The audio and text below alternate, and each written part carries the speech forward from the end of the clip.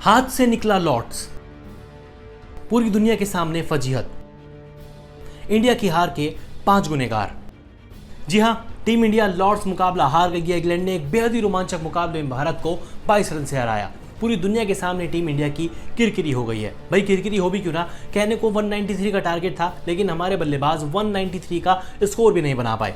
हम लगातार ये डींगे हाँकते हैं कि हम बैटिंग ऑर्डर पर काम कर रहे हैं, हम लंबा बैटिंग ऑर्डर खिला रहे हैं, हमारे पास 9वें नंबर तक बल्लेबाज हैं, लेकिन क्या फ़ायदा इस बल्लेबाजी का जब आप 193 का टारगेट भी हासिल नहीं कर पाते।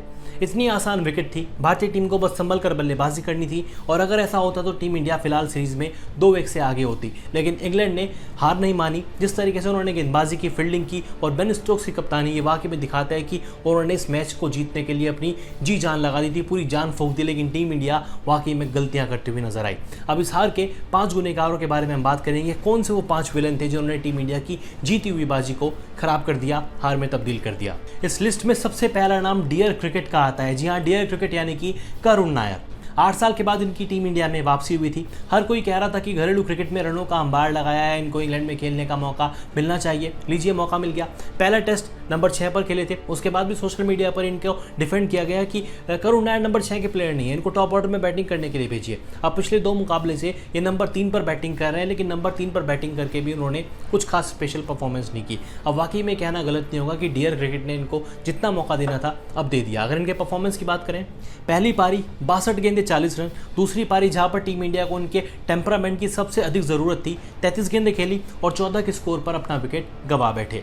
अभी तक सीरीज में कई सारी इनके बल्ले से ऐसी पारियां देखने को मिली है जहां पर ऐसा लगता है कि करुण नायर आज बड़ा शतक लगाएंगे, बड़ी पारी खेलेंगे, लेकिन नजरें जमाने के बाद अपना विकेट थ्रो कर चले जाते हैं। और इस मैच में भी ऐसे ही देखने को मिला। टीम इंडिया की हार के सबसे बड़े गुनेगार कहीं ना कहीं करुण नायर रहे। दूसरे गुनेगार कौन है? यशस्वी जायसवाल। इंडिया और इंग्लैंड के बीच लीड्स में पहला मुकाबला खेला गया। भारतीय टीम वहां पर 5 विकेट से आ गई, लेकिन जायसवाल ने शानदार परफॉर्मेंस किया, उन्होंने 100 लगाई। उसके बाद एजबेस्टन टेस्ट खेला गया जहां पर जायसवाल के बल्ले से अर्धशतक देखने को मिला। टीम इंडिया की जीत में उन्होंने एक बड़ा रोल प्ले किया था। लेकिन जैसे ही मुकाबला लॉर्ड्स में शिफ्ट हुआ, लॉर्ड्स मुकाबले की बात आई और यहाँ पर ग्रीन विकेट थी, जायसवाल की मानो पोल पट्टी खुल गई। और इसके बाद सोशल मीडिया पर कई सारे ऐसे ट्वीट भी वायरल हो रहे हैं कि यशस्वी जायसवाल केवल फ्लैट विकेट के बल्लेबाज हैं। जहां पर अच्छी विकेट थी, जहां पर उनको चुनौती का सामना करना था, वहां पर जायसवाल ने सरेंडर कर दिया। पहली पारी 8 गेंदों में 13 रन, दूसरी पारी 7 गेंदें खेली, लेकिन बिना खाता खोले पवेलियन लौट गए। स्पेशली जोफ्रा आर्चर की एक ऐसी बॉल पर अपना विकेट गंवाया जिसको उन्हें लीव करना था, छोड़ना था। बाउंसर गेंद को छेड़ने की जरूरत क्या थी भाई? सोचिए, 193 के टारगेट में अगर यशस्वी जायसवाल अपने नेचुरल क्रिकेटिंग अंदाज में खेलते, 30-40 रन का कॉन्ट्रीब्यूशन करते, तो इस मैच का रिजल्ट टीम इंडिया के फेवर में जा सकता था। दोनों पारियों में जोफ्रा आर्चर ने जायसवाल की पारी पर ब्रेक लगाया। टीम इंडिया की हार का तीसरा विलन नीतीश कुमार रेड्डी। जी हाँ, नीतीश कुमार रेड्डी। पहले मैच में शार्दुल को खेलने का मौका मिला था, दूसरे मैच में नीतीश कुमार रेड्डी का प्लेइंग 11 में कमबैक होता है। तीसरे मैच में कोच गंभीर और कप्तान गिल एक बार फिर से एनकेआर पर भरोसा जताते हैं, लेकिन बतौर गेंदबाज तो ठीक ठाक परफॉर्मेंस था।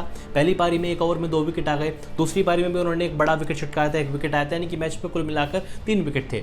लेकिन आप एक बैटिंग ऑलराउंडर हैं और बैटिंग ऑलराउंडर से टीम को उम्मीद रहती है कि वो मैच फिनिश करेगा, मैच बनाएगा, लेकिन दोनों पारियों में नीतीश कुमार रेड्डी ने काफ़ी खराब परफॉर्मेंस किया। पहली पारी 91 बॉलें खेली और 30 बनाकर आउट हुए। दूसरी पारी में जब रविंद्र जडेजा को उनकी पार्टनरशिप की जरूरत थी, 53 गेंदें खेली और 13 के स्कोर पर अपना विकेट गंवा बैठे। इससे पहले एजबेस्टन टेस्ट की दोनों पारियों में भी इनके बल्ले से केवल 1-1 रनों का स्कोर निकला था। नीतीश कुमार रेड्डी भी कहीं ना कहीं टीम इंडिया की हार का एक बड़ा कारण रहे। चौथा गुनेगार आकाशदीप। भाई 3 बल्लेबाजों की बात हो गई, एक ऑलराउंडर की बात हो गई है, लेकिन आकाशदीप भी टीम इंडिया की हार के कहीं ना कहीं एक बड़े रीजन थे, एक बड़े विलन थे।